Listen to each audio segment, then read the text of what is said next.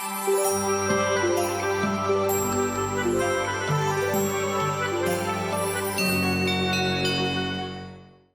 to the Blurb Breakdown. I'm Taylor. And I'm Megan. We're going to break down and take you beyond the blurb with some of our favorite stories, characters, and tropes. Today we're going to be covering Just One Season by Chrissy Hopewell, where we have Fake Dating by Committee, Wholesome Hockey Team Found Family, Hockey Player MMC, which who doesn't love that, MMCs in their 30s, because everybody needs love, Cute Dogs with a Carousel of Names, Single Dad, Younger Brothers Teammates, Open Door to Medium Spice, and a microtrope of That's My Girlfriend. This story follows Lucy and Kellen. Lucy is covering a maternity leave with the Blizzard NHL team in Colorado, and Kellen is a player on the team. Kellen's found himself in a sticky situation with the owner's wife, and he's needing to figure out how to convince Paul, the owner, not to get rid of him, because Kellen is a single dad, and his daughter's whole life is in Colorado, including her cancer doctors. So Kellen's friends propose a fake dating scheme to get Paul off his trail. To Kellen's luck, Lucy is also trying to get somebody off her trail, her dad and her ex. They are trying to get her to move back home and work for her dad's soccer league again. Lucy left because she found her ex cheating on her for the entire 2 years of their relationship. Kellen decides to approach his fake dating idea with Lucy, and she accepts willingly and rather quickly. Now that you have the breakdown, let's take you beyond the blurb to some of our favorite characters, scenes, and lines. All right, Taylor, you ready to dive in? Yes, let's go. All right, where do you want to start? Who's your favorite character? Man, I know I feel like such a ridiculous person to sit here and say Lucy because she's, the generic pick, the main character, but I just loved her growth and just her openness to play the part. Yeah. And what did I love about her? I love her clumsiness. I am such a ditz. She was very so relatable. It's nice to be relatable. Yes. I felt like she was like every adult. Like you, on the outside, you look like you have your life together, but inside you don't feel that way. And I feel like that was portrayed really well for her character throughout the book. Yeah, no, I completely agree with that. I mean, we even got her, shoeless at the end. That's how clumsy and, ditzy our girl is. She ends up with no shoes at a whole conference. Yeah. And it's that's our girl. That's Lucy for you. Very much.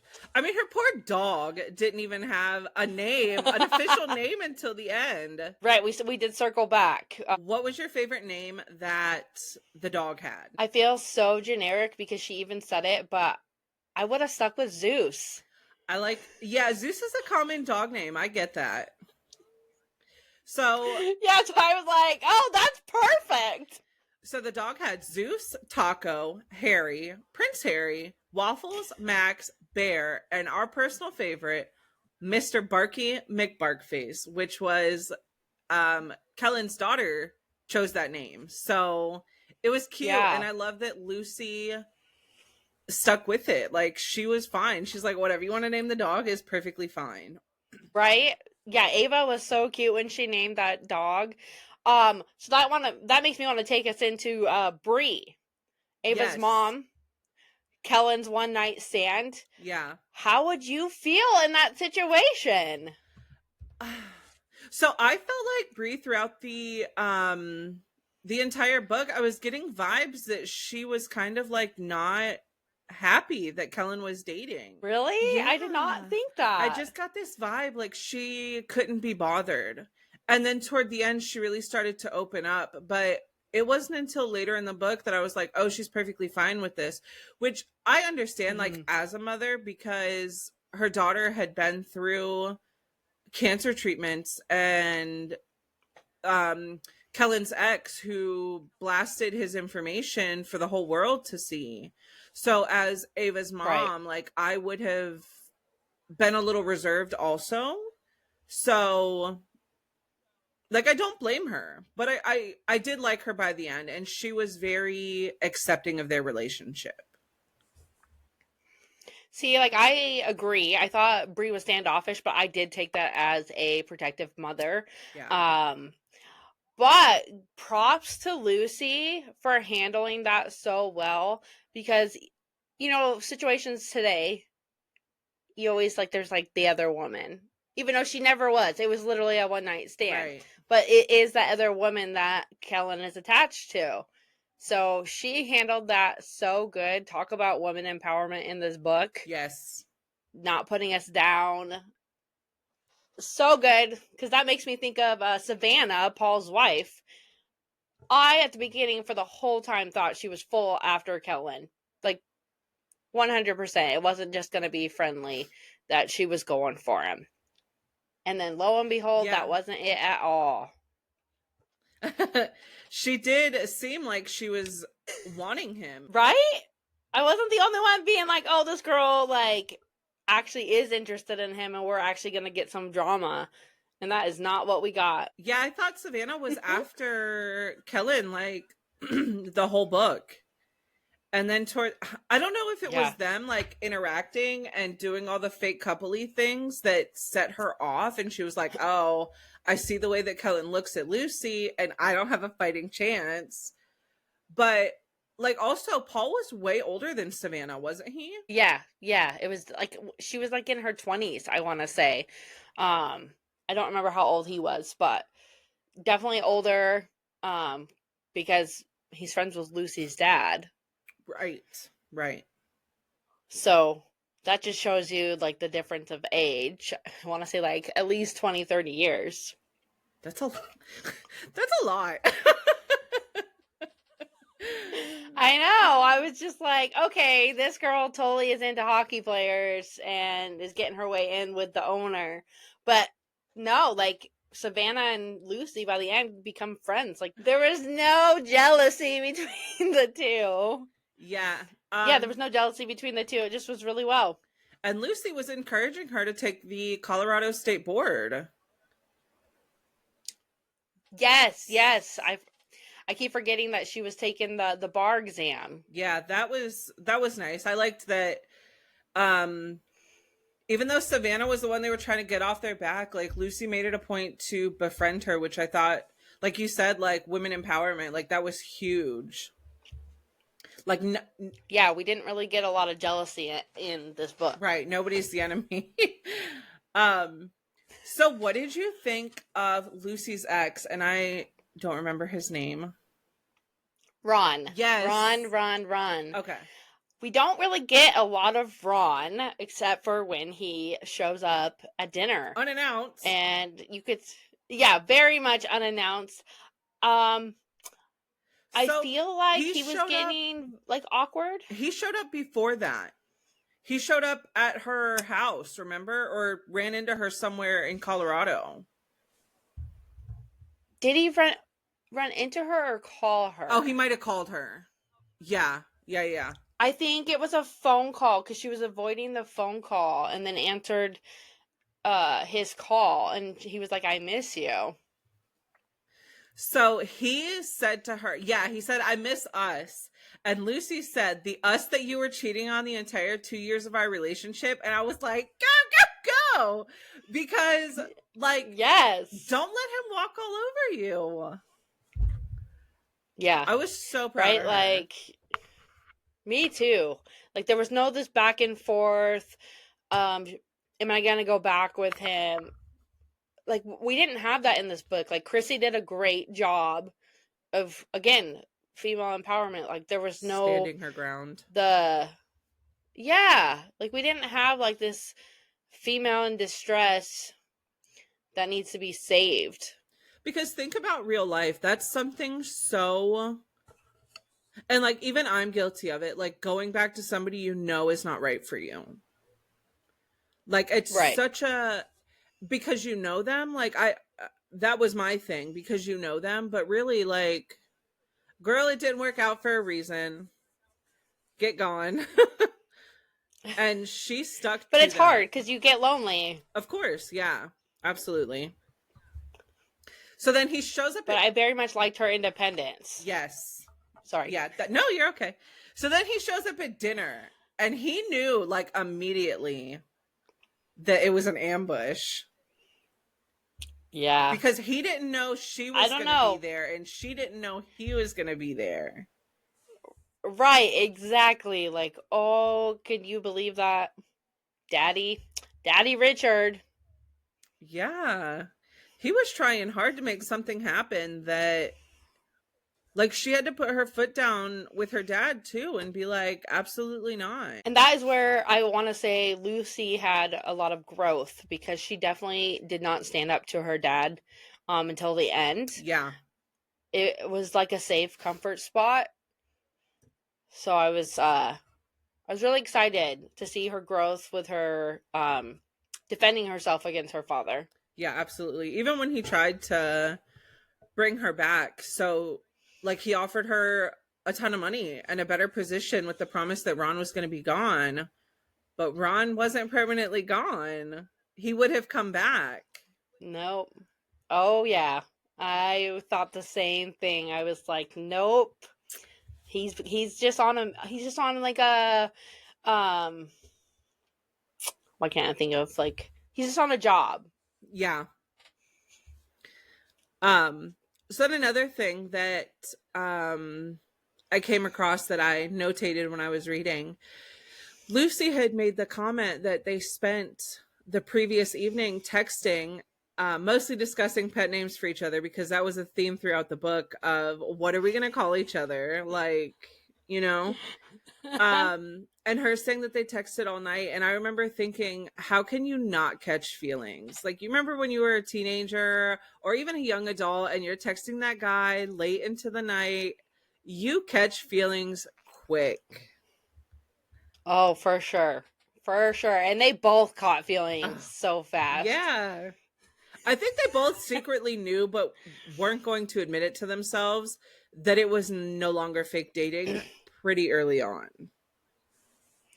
Yes. Do you think that Atticus had something to do with that, being that it's a teammate and her brother?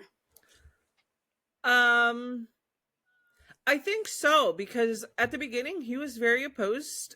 Like, he was okay with the fake dating part, but it was also like, stay away from my sister in a real aspect. So I think he did, because, you know, any book you read with brother's teammate, like, it's always forbidden.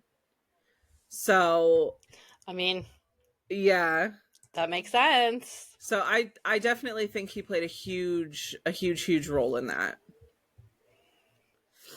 Yeah, because I will say I did catch a quote that basically says, "No, don't touch my sister," Atticus growls at Kellen.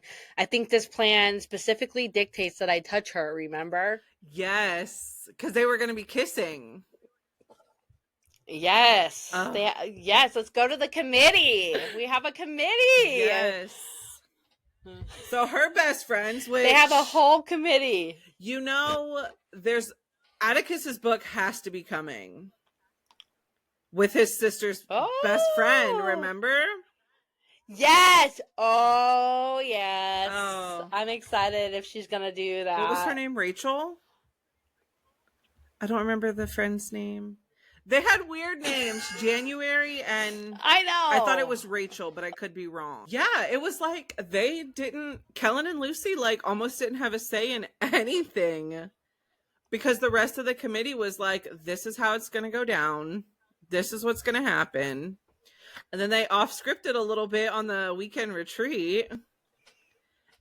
Oh, I love that retreat. After the pool scene, he was like, no, let's go into my room. And I was like, okay, this isn't part. Nobody's watching. No. And out there on the bench, I wanted them to take that further. The what? The bench, you said? The bench when they're out, before they go to the because that was the night before under the bedroom. Stars. Yes. Oh, yes. I was a little disappointed there that nothing more happened. So then she took him home for Thanksgiving with her mom. That's when Ron showed up at dinner. but her mom loved him. Like, they hit it off really well. Yeah, that was really good. Like, they did a fantastic job for that first meeting. And Mom was very supportive. I really loved that she wasn't like, you know, hey, you just got out of a relationship. It's your brother's teammate. No, Mom was just very supportive. I really did like their mom. Yeah, me too. So then there was this scene where they're doing team pictures, and this was their first real kiss. Oh my goodness. Like, not scheduled by the committee, but he was late to the team shoot because of his daughter. She had all her doctor's appointments. Mm-hmm.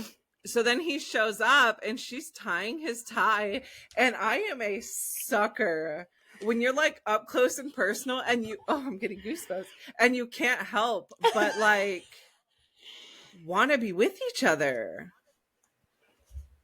Yeah. No, I love that scene. I had it like fully pictured in my brain, where you had like the dark room, but then you had like the spotlight for, you know, the warm spotlight photo shoot backdrop, and I was like, this is such a fun scene. They really, like you said, it was their first real kiss, and it's probably one of the first moments that they realized they were actually falling for each other. Yeah. I was like, they're going to go hide behind the partition and start making out. I would have loved it. Yeah, me too. I was sad, but I was like, okay, the story has to like move at its own pace. Oh goodness. Yeah, we don't really want to just jump to the good stuff. Right. There's no hearty plot in there. I love a slow burn. Yeah, I like a slow burn as long as it's not like slow burn. Right. But when it's one book, it's perfect. Like this was a perfect pace for the story. I was interested and enthralled the whole time. Yes. Yeah, me too. I really enjoyed it. That actually takes me to, there's actually a big theme in this book, and that is going to be trust. Yes. Kellen having the trust for Lucy, and Lucy trusting men again. Yes. I agree 100%. I mean, Kellen with his daughter and what had happened in the past, like, I don't know that I would have been inviting anybody to know my daughter.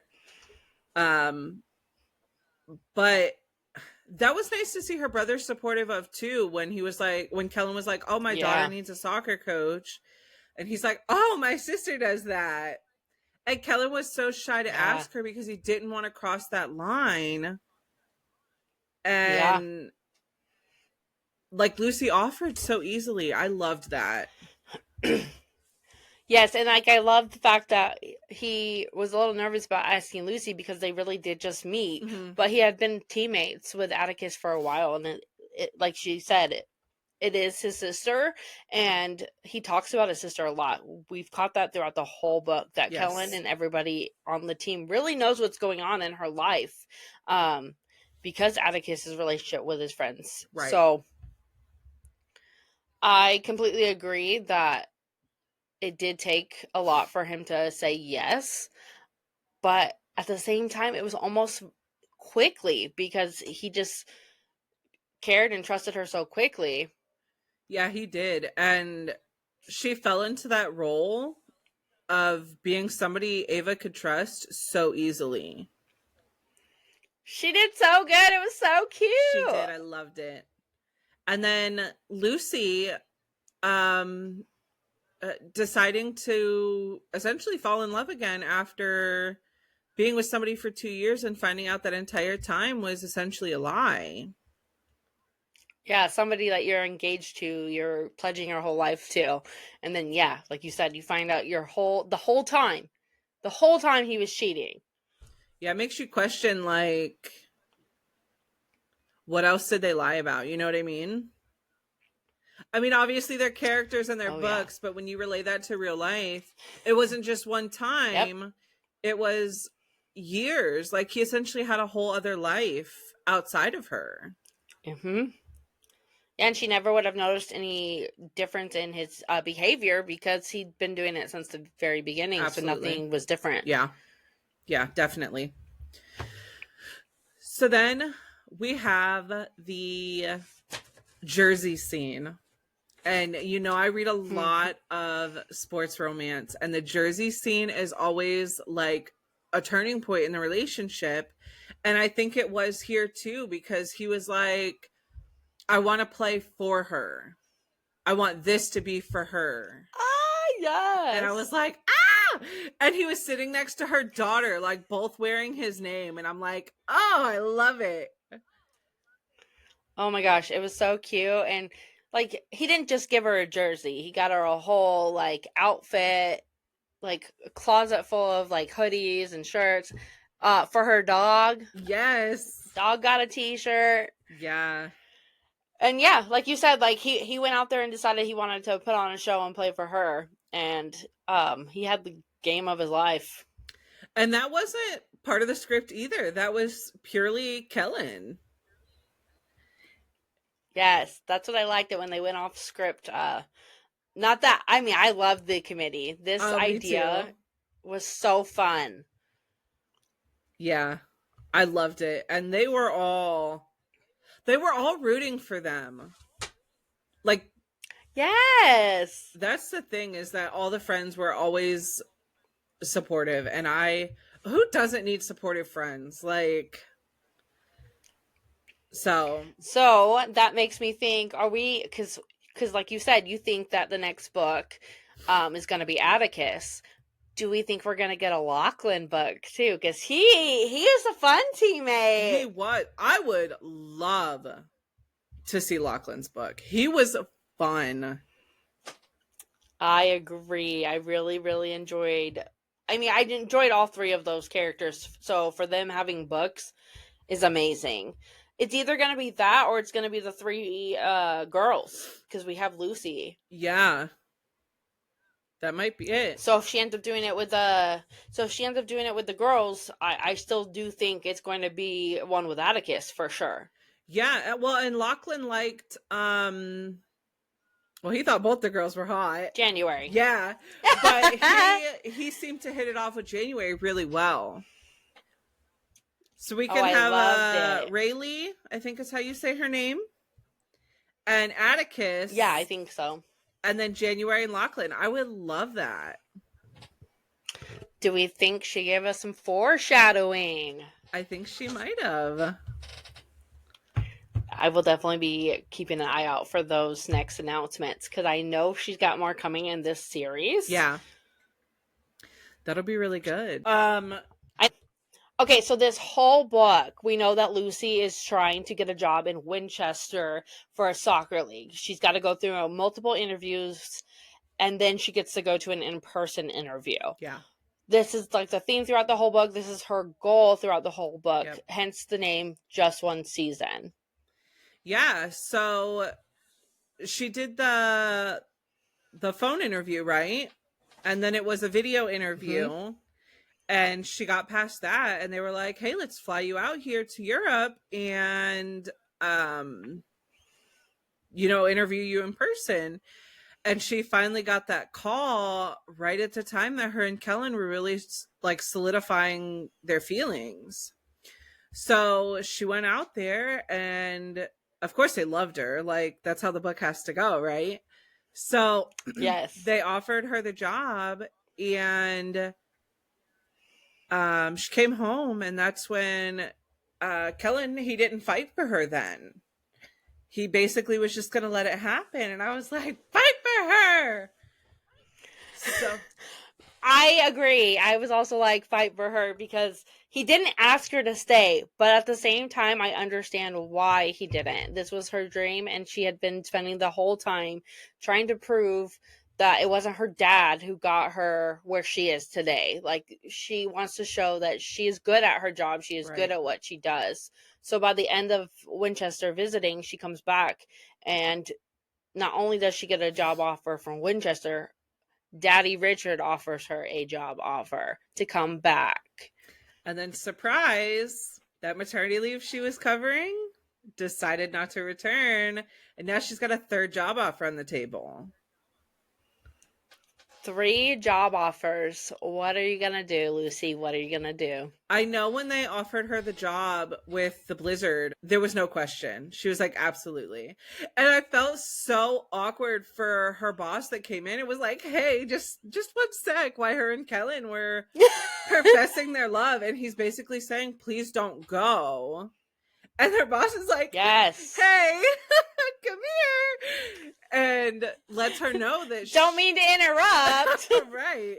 She's like, we have a job for you. And then it was no question for Lucy. She was going to stay, and that was going to be her life. Yes. So I don't know about you, but if we are comparing that to real world, I do find that a lot of people that go on maternity leave do not return. So I did have a feeling that that was where we were going to be headed. I will admit, though, that did not ruin the book for me at all. The predictability of romance books is there. Right. It's just how it's done. It's how it's written and how it's done that makes it different and makes it good. Right. And that's why this was a 5-star for me. Yeah, I can definitely relate. After I had my daughter, I kept my job, but I was no longer in the office. I was now working from home. So kind of didn't go back and kind of did. So, but what's funny is I didn't even think of that. Like, that didn't even cross my mind. So when the boss was like, hey, come here, I had a feeling she was going to offer her a job, but I didn't realize it was going to be through the position she currently had. Yes.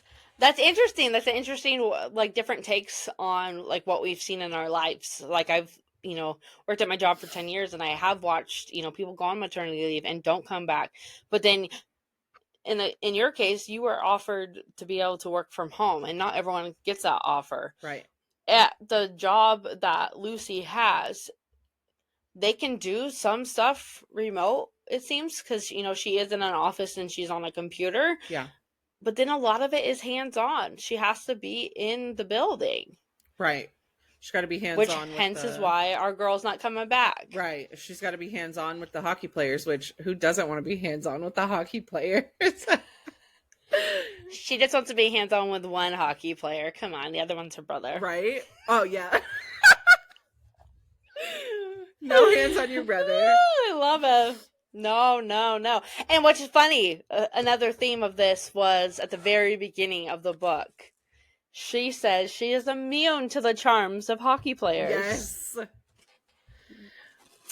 Are we now? She obviously didn't meet Kellen because she was not immune to him. And right from the beginning, when the dog ran onto the ice and started peeing on the ice, I had the ice rink. Yeah, I had secondhand embarrassment for her. I was like, girl, go hide. I know.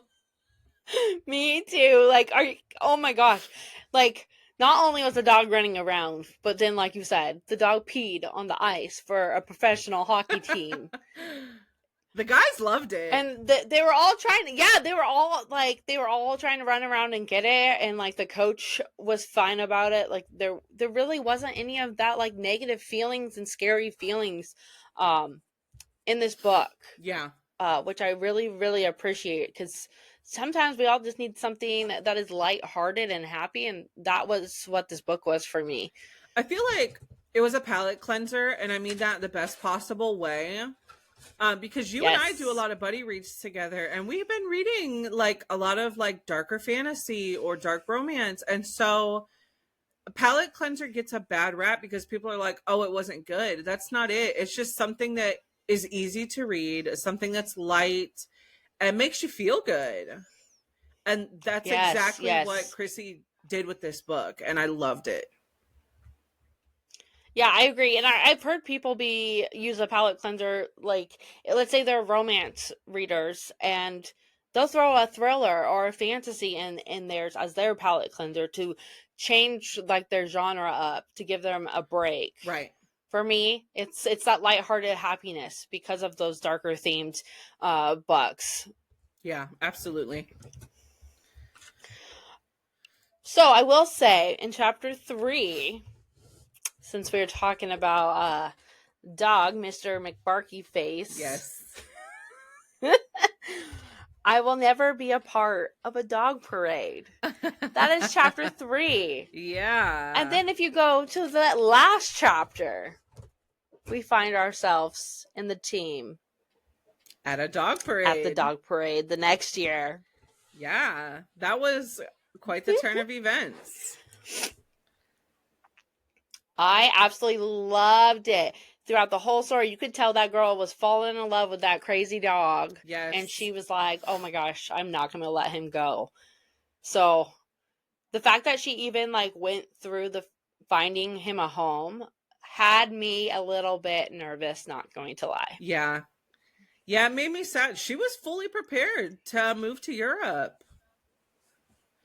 Oh my gosh, yes. And she started packing her office early. And I was like, no! Put your stuff back. Yeah, don't do that. Yeah. You're staying. What do you mean? Yeah, absolutely. I think that's what made Kellen like, oh, she's really gonna go.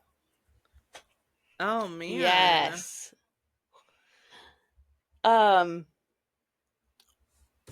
Who did Kellen talk to? Oh, Bree. Yes. Bree basically tells Kellen to fight for her if that's what he wants. Bree saw it before they did, I think. I completely agree. I think she realized how well Lucy and Ava got along and how safe she was with Ava.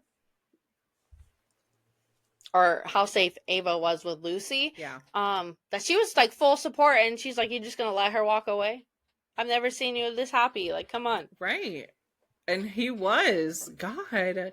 Men are so dumb sometimes. They really are. And any men listening to this podcast, no offense. No offense.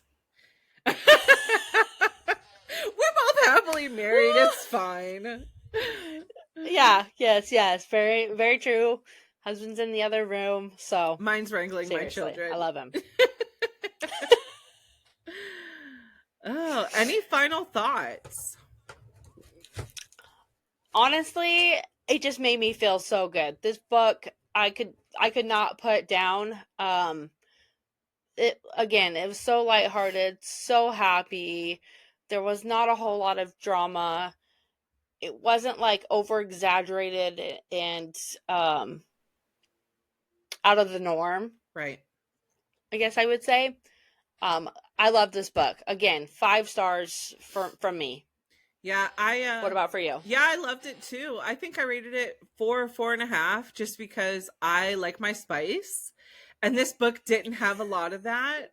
The characters were totally relatable, and they had real life problems, daddy issues with trying to take care of your children. Like 100, I can relate to both of those. So I definitely enjoyed it. I really liked it a lot. I agree. We covered Just One Season by Chrissy Hopewell today. Tune in next week where Taylor and I cover the first half of Throne of Glass. Thank you for listening. Bye, guys!